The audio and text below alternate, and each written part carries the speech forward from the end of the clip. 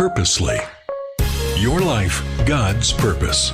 Listen at purposely.com.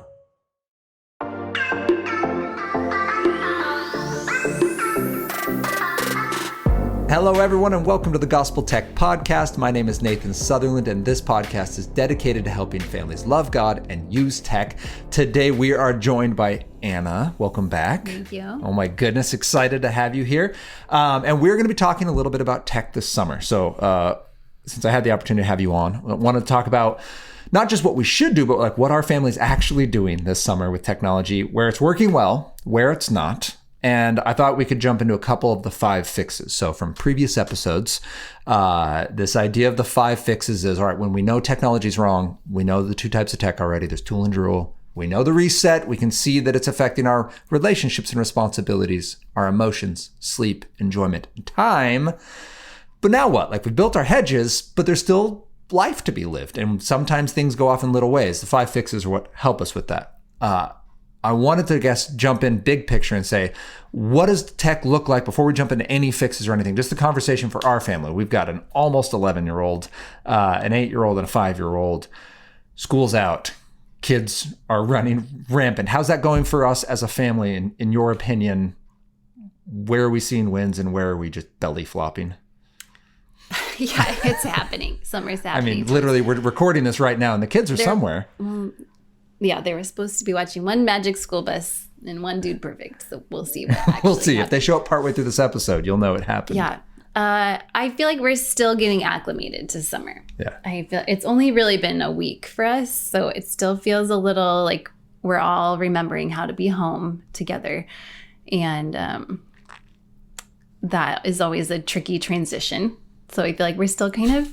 In what way? Like, what is that? That makes sense to me, but okay, what's we're the transition? also moving, and that adds a whole other layer to everything. Yeah. Because, we're staying in Washington State. Yeah, we're not moving far. We're just moving Friends who just heard that for the first time. Sorry. Down the street. So, but most of our house is packed up. So some of us are doing on YouTube. better than others with having their stuff packed. But I think that's contributing to some of the angst we're having. Yeah. Some of it is transition, and some of it is life transition of we can't get the things out that we want to get out. Right. Yeah, because I mean, summer ended, so now structure's gone.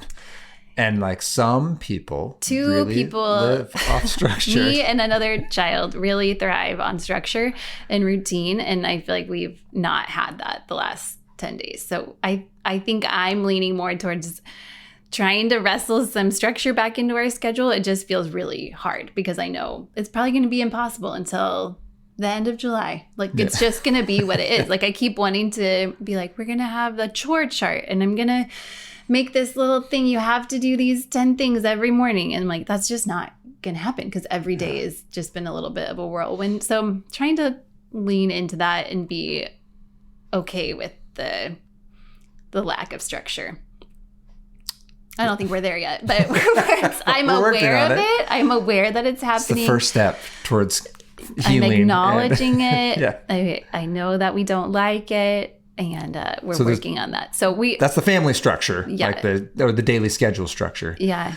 And then our lives are also just literally in boxes. Yeah. Yeah. So I feel like we probably have watched a little more TV than we normally watch in the summer for survival, like because we've also releasing books this summer. August 13th. So that lionpress.org. It's all happening at once, which is amazing.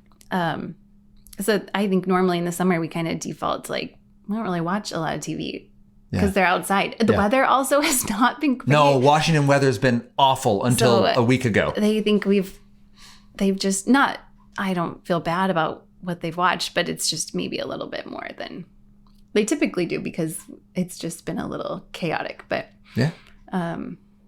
Did I answer your question? Yeah, but my question is like, how are we doing just in starting off? Because when we run this podcast, like we notice when we talk to people, people feel the need to like explain themselves when we're just like in their presence because they know what we do for literally a day job. And so if someone's like checks their phone or if like someone's on technology or they're explaining even like their weekend and be like, oh yeah, our kids just put out not that much. Like we'll get explanations for like why this isn't their norm and like they're totally do different things.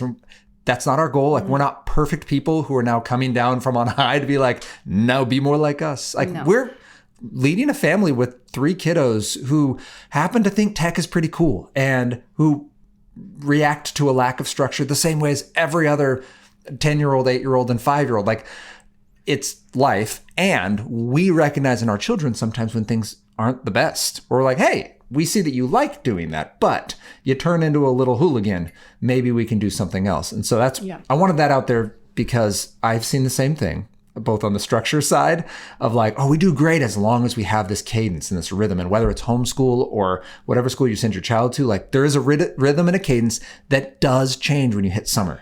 Yeah.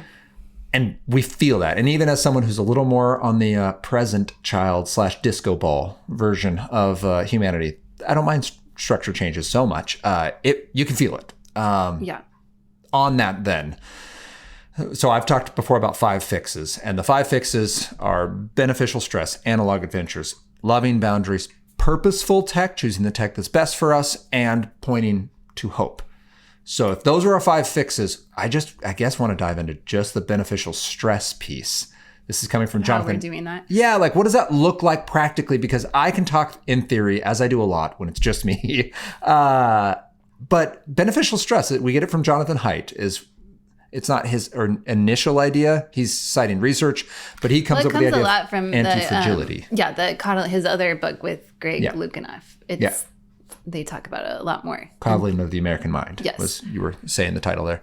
And so the beneficial stress is the idea of responsibility, risk, and he says free play, but I found that over the age of like 10 or 11, people like lose what that means. So I just inserted relationship because it's a third R. Well, I think we've just cut out free play. We have. That age group. And I've decided and maybe you can give me feedback on this. I say relationship because it requires so much risk and responsibility and you end up free playing. Like if you have the other 2 in place, it's not risk and responsibility to play video games in front of a screen. Like that's as safe as you can be with a relationship. Like a relationship, like, oh, can me and my friends go to the park? Well, that's free play. Yeah, they need to do that.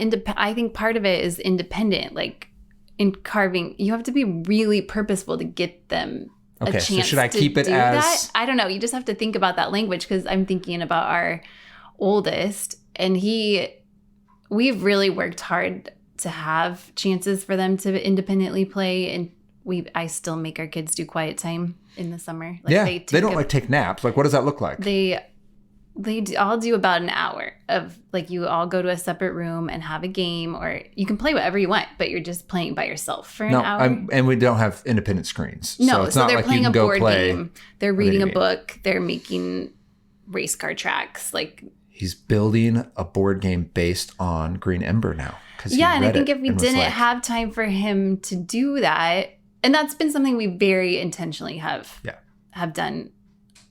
So I've selfishly done that. It's been less about like, I need you to grow as a child and like, more, Mommy needs time. I need an hour where you guys are not talking to me and asking me for something. It's come out of that. But I think a big benefit is that they're able to do that. So sorry, that was just the really, because it is good. No, like I'm seeing like the kind of thing I want. He does free play. Like he'll have his best little buddy come over and they'll make up games together and it'll go from like they're playing some made up card game to they'll go outside and just play one-on-one for a half an hour. And I think that's important. And that fits into that category too. But I think playing by yourself and being okay being alone is a different piece of that. So free play might need to come back into that. And by the way, the one-on-one is against a kid who's a full foot taller than him. Well, it's just his best buddy. All his friends are a foot taller than him. That's true. That's a good point. No, it's all right. So then beneficial stress with the 3 areas that Haidt points out in beneficial stress and the idea that he's getting at, I'll just explain it here. Listeners, if you haven't read the book, Anxious Generation by Jonathan Haidt, please get it. Please read it. Borrow it from a friend. Get it from your library. Purchase the money because it's worth your time and investment. Purchase the money? Purchase the book. Spend the money. Can we purchase the money? It's investing. It's 7% anyway. Shows must be over. We hear the footsteps. We've been ID'd. Hi, honey. We're still working. Is the show over, honey? Okay, it looks like they followed the rules. That's the good news. Can you go get dressed? brief interruption there. Where I was headed with that, with buying the monies, was buy the book because it's worth it. He talks about anti-fragility and the idea that he uses the analogy of a tree and the biodome where scientists were trying to make a fully sustainable living environment. And they grew trees and plants and everyone was supposed to create their own oxygen within this space. And they realized the trees were falling over because they'd grow really healthfully, but without wind, they don't put down good roots. And that he says that's basically what children are. They're an anti-fragile system, like our immune systems. If you never experience a germ and your body never has to fight one, then you never have a strong immune system. If our children never experience stress, then they're not ready for it and they'll just feel anxious all the time because they don't know how to inhibit and how to overcome and how to find joy in the difficulties of regular everyday life. So beneficial stress, the three areas he gives are responsibility, risk, and free play. So then for our family, let's talk about both what do we do in those areas, but without making this a bragathon of like, look how great we're doing. So that's not the point. Yeah, like, I don't think we're the best. Where do we apply it? Where have we seen it work? And maybe an area we see room for improvement. But starting with maybe responsibility? Okay. Or do you want to mash them all? How to increase responsibility. Where do we see responsibility? Like, how do we know there's a need for more responsibility? Okay. Like, where is that a correct place to go, hey, we've got a problem. Our reset is off. Where can we apply responsibility? And then how does that look in our family? Because we have done it in at least one area I can think of off the top of my head. I think we see a need for it. Like this, I felt like we felt that this week with the chores of like when the boys especially get to just play and dictate their whole day. Oh, yeah. They just go a little bonkers and they do better when they have to work a little bit. So I think that has been an area where we all have to kind of regroup and say, like, I'm not making you do chores to be mean. It's to kind of recalibrate your brain. I think that's the Anna Lembke book too, of like your pain. Dopamine Nation. Your pain pleasure balance is off. And if all you get to do all day long is whatever you want, like it ends up not being super satisfying. And I think we see that in their brains too. And their attitudes are better, more kind, and they have more self-control when they have had to work a little bit. Even if it's just go pull weeds. Yeah, so I was going to ask, what kinds of responsibilities do you give them? They were bonkers. And it was like, you're not listening, you're not responding, and like you're not in trouble, but you're just going to go work. And so today they had to go pull a bucket of weeds today. Owen has to mow the yard.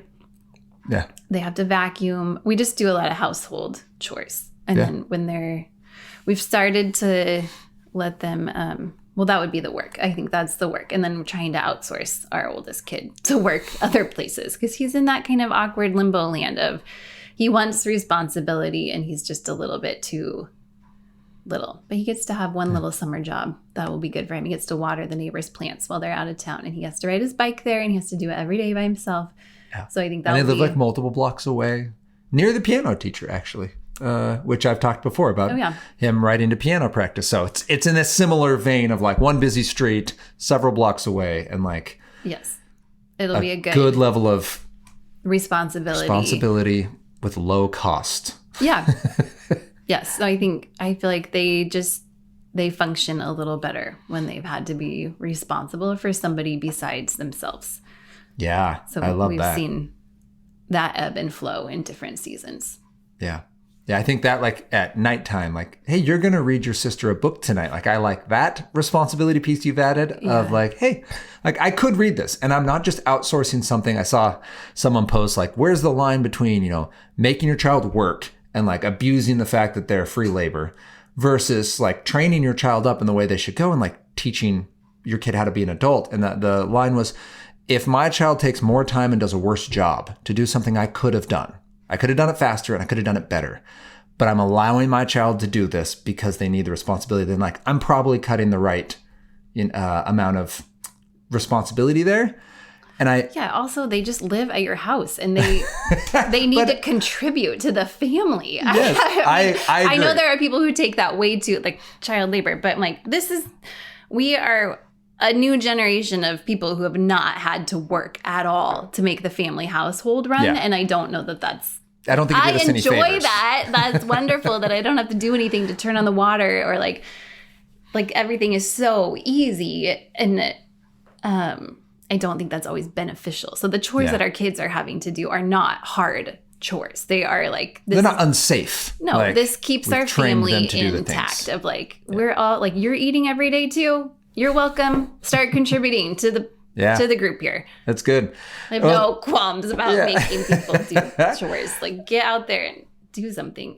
And the responsibility is important for them, like to recognize this isn't just character investment for like sometime in the future. Like your child needs to know that he or she has value to your family. And so what you mentioned of like helping, like being responsible for someone other than yourself is like, that's a human development thing. Yes. And young people need to recognize like my value. And this is again from Haidt's book, but like the number of young people in their teens who would say, like, I don't believe I'm of value to my family or to society, either because they've been directly told that or because they just look around and they're like, if I went away, like nobody would notice. Like that piece, they need to recognize that that's not true on a spiritual level, on a societal, relational level, that's not true. Like we need your investment in this family. And so another thing I noticed, these are Anna's awesome at making these things, but another one I've noticed for responsibility is like, hey, you're old enough, like you need to scrape your plate, you need to rinse it, it needs to end up in the dishwasher. Probably too old. I've really delayed on that because I do. But feel like 5, like Hadley can do that. She can do it, but we've just been slow on that, and I do feel like our homeschool friends are better at that stuff because you have to be, and the boys have just been at school, and we just came off baseball season where it's like we're not even having dinner, and it was like, why am I doing all the dishes? Like, that's not an encouragement, by the way. That's just us recognizing we're not doing dinner during baseball season. No, it's just a season. Like we knew that going in, and it was going to be bonkers. But I have a friend who has similar aged kids. I was like, oh, I need to be giving them more responsibility for that. They can all contribute. The other one I was thinking of that is kind of from, what's her name? Let Them Be Kids. She talks about kind of responsibility in the I don't remember her name. In the relationships, but on like teaching your kids to advocate for themselves, the responsibility of like giving them that confidence. So we've started making our kids, like if we don't go out to eat a lot, like if we go to the coffee shop, let them be kids. Jessica Smart, is that who it is? I believe so. Oh, there it is. Yeah. Jessica Smart. It's a really great, in a similar vein as the coddling, but much more mom. Like it's written by a mom. Okay. So less academic. Not that it's not. It's very well written. But it was who it's written to. Moms she's versus writing to moms. coddling was written to like educators and Okay, so the responsibility of like advocating for yourself, we're working on that piece right now. I feel like of you need to order at a restaurant, you need to go up to the counter if you need a straw or whatever you didn't get, you have to go back to the counter and say, may I please have whatever, and you need to wait and like have somebody acknowledge you, and they're learning to do that. Get your own samples at Costco.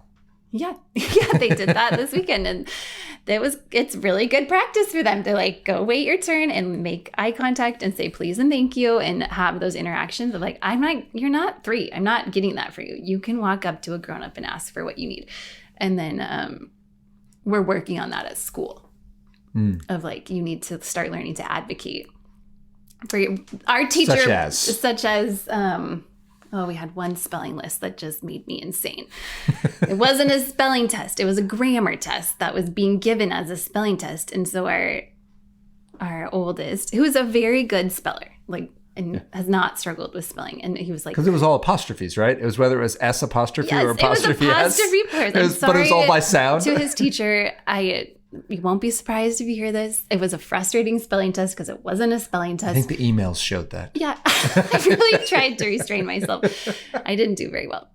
But I am really working hard, especially he's 10. I'm like, you have to be the first person to ask the question. I cannot be the first one to go. If you don't understand something, you have to ask first. That builds confidence. Like, this is your assignment. And as we were teachers, like, I appreciated that so much when a kid could advocate for themselves. That gives you, I feel like people respond really well to that. Like, for a lot of reasons, it's going to go well for you. Like, that kid is learning confidence and learning to be assertive and learning to advocate for themselves and to say to an authority figure, like, something I don't understand or this doesn't look right to me. And like that they're not above, not to be respectful, but that grown-ups still can make a mistake, and or maybe I just don't understand it and I need some help. So we're working on that area of responsibility to advocate. Yeah. No, and those are all amazing ways to like build responsibility. There's a million more that we are not doing. There were a million more that we definitely aren't doing, but that those are ways. My hope in doing this was, all right, we're in the middle of summer.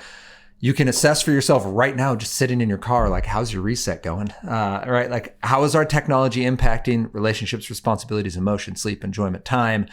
Thumbs up, thumbs down in each of those areas, and then go, okay, well, my kids are relationally, you mentioned going bonkers. Like, we ate breakfast. It's 8:30 in the morning and they are losing their minds. They may need some more responsibility. Right? And in our family, that's one of the things that shows off for us is when it's not that their attitudes, is they are physically incapable of controlling their bodies. Those old sayings are like, oh, that's, so stereotypical that, whatever, boys are puppies effectively. And they're like, no, like it's as though you just took a bag of puppies. They have a running joke that they just like cannot break out of. That's what they were doing today at breakfast. They'll start riffing on their joke. It's like they're in a 2-man act and they can't break out of it. And then they have to throw them outside and be like, go do your 2-man show outside while you're pulling weeds. And then you can come back and it'll be over. Yeah, it's great. Just shake it out. So responsibility can help with that. Risk, though, is another way we can break through this. And I like this one because I was raised by 4 sisters who were not the most risk prone, I guess you'd say. Like, it occurred to me, we were having dinner at a friend's house one time, and someone came in and like, hey, Johnny stuck up a tree. And we went out, and these 2 boys had decided to climb this tree as high as they could. And the older brother took the younger brother way beyond what he was able to do. And it occurred to me at that moment, like, I never once climbed a tree growing up, like with my 4 sisters. You did a lot of other insane things. I did, but not because of my sisters. Those were all my ideas. But when we're talking about risk, like, that's not something I think of necessarily. Physical risk. They probably took other risks. There were other risks happening. We had deep intellectual risks that we took as a family. Very risky thinkers. But that idea of like, these young boys were just taking risks as part of their free play. And he got down fine. Don't worry, everyone. No one got hurt. But it was a funny moment for me to like reflect on like, I've never once done this. Where do we see risk with our kids or in our family as a benefit, as a beneficial stress of like, you know what, this is a risk you just need to take. I can think of, like you mentioned baseball. Like, there are risks inherent with sports, and in baseball getting hit. And Owen got plunked hard one game. He's a lefty, and 10-year-olds don't know how to pitch to lefties. And he got hit, like, didn't glance, was a direct hit, ball dropped. And for the rest of the season, you could watch him like, it was the next game. Kid threw a pitch right past him. And he just stared through the fencing at me, sitting in the bleachers, and was so mad. But the idea being like, it's okay if you don't enjoy baseball, but like, this is a risk we're willing to take. Like, I'm not putting you in harm's way. This kid's not throwing 90. No. He's throwing 55. It will hurt if you get hit again. But like, that's a risk that you're developing, overcoming your fears, because that's the number one thing he feared. And it did mess up his enjoyment of the sport. And at the end of the season, he was like, I don't know if I want to play again next year. Like, but what if you didn't? Oh, he found out National League pitchers don't have to bat in baseball. And he's like, so he's going pro. Is that an option? I could just pitch? Amazing. But like, that impacted him, and that's a beneficial stress, because now a couple weeks after season, he started wanting to pitch and hit again. Like, he's getting back into it, overcoming that fear and recognizing like, oh, I lived and I can do this, and I wasn't going to get hurt even if it did hurt. So that was one I thought of, but I don't know that ties in with the bigger picture of like, summer tech, take a risk. Well, I think that at least I have not read Anxious Generation yet. Oh. But in the coddling, I did read The Coddling of the American Mind. And I think when they're talking about that anti-fragility in that section, a lot of the risk part comes with unsupervised play is like a healthy, in an appropriate way, right? Like, you're not going to leave your 18-month-old unsupervised. Right. Like, there's different levels of unsupervised play depending on your location and your age of your children. But to allow them space where they're playing without you, I think is healthy risk. Like, and they're taking relational risks and they're taking physical risks that if you were there, you would be intervening, right? It's the same as like at recess when it's like, they need to just be able to play and not have an adult be micromanaging their play. So I think we have worked hard on that. We do live in a very safe neighborhood, but they'll go out and play in the street, and they've learned, they know how to get out of the way. Like, but they're 10 and 8 and 5. And like, they know how to do that. So I think that's been a beneficial risk. And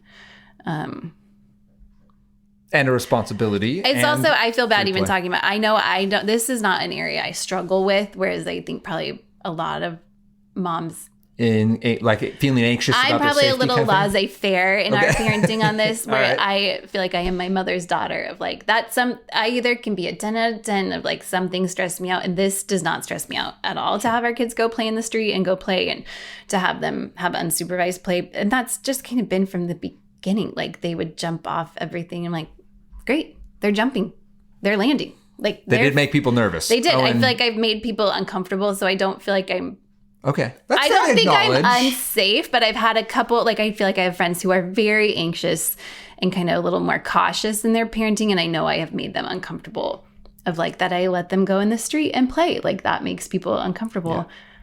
I don't think there's any reason to be uncomfortable with it. Statistically, there is not reason to be afraid of predators, or like, just statistically, when you look at the stats on crime, right? That is not. There are reasons for, if you're on social media, be afraid. And depending on where you live, that might be very different. Like, that is not There a are risk some streets that aren't safe for young children. kids to go outside. And we live in a double cul-de-sac in a sidewalked neighborhood. Yeah. The most thing you have to fear is those Amazon drivers, because they come through quick. Yeah. So I know that I default a little more on the relaxed side to that anyway. But so then, not shaming parents, saying, why aren't you letting your kid out, but recognizing in your space, your situation, your comfort level, with your mom raising you that way, probably like you did run the cul-de-sac. We were outside and constantly. Yeah. Like, had the neighborhood houses with people who were on the same page with kids, and like, so you've experienced that, whereas I did not. We were outside in the cul-de-sac all summer long, like, can come back when it gets dark. And that was also the late 80s. Early 90s. Early 90s, which was the height of the fear of you're going to get kidnapped. It was, but I don't know if our parents were afraid of that. Street smart. I feel like that was what we were taught in school. Anyway, so. All right, so that's the risk in the free play, to throw it in. So then, to sum this up, to not belabor the point, when we talk about summer technology, families, if you are hearing or you're reflecting on your own tech use and going, you know what, like, tech is getting a little out of hand. We said you could do it this one day because it was raining again in Washington in late June. And we want you to experience childhood and to be healthful. And we're noticing some of your relationships and your emotions and your sleep getting off. We can add responsibility, like give your child practical things to do as part of your family, not to punish him or her, but to help him or her recognize this is part of what it takes to make the family work, make our lives run, and recalibrate their brains so their two-man act can go outside for a little bit and come back in. Yeah, and I think that, just like we were saying in the beginning, it does take some settling into, and I think there's just the pushback and like getting past the point where they're like, I'm bored, and they're don't feel the need to fix every boredom. It's okay that they're bored. Like I feel that tension. This last week and a half of like, how do we walk that line of like, I want you to have fun things to do this summer, and I'm happy to coordinate play dates, and I'm not going to be a slave to your entertainment all summer. Like, that is not my job to entertain you constantly. But it does feel like it's a struggle, especially if you have kids who are like, I'm bored. Yeah. So to like, but that everything we know about boredom is that like it leads to creativity, and like that is a beneficial part of child development, that they need to be bored. And in our own spiritual development, like you have to have quiet space and downtime and free thinking space. And so if every minute is filled with I'm occupying it, they don't get that.